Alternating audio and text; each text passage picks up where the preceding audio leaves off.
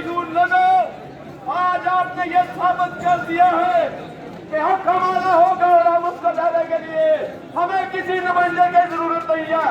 मैं मुख्तसर वक्त में ये बात यहाँ पे सबको बताना चाहता हूँ कि ये सिर्फ मुसलमान के दारुल खिलाफे की तहरीक नहीं है।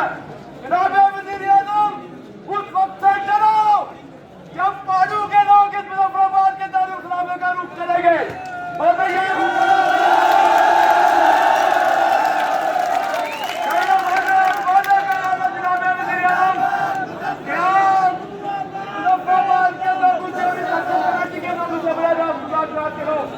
दरमियान की कोई बात नहीं है, कठपुतलियों के साथ हमारे मुज़ाकरात कभी नहीं होंगे।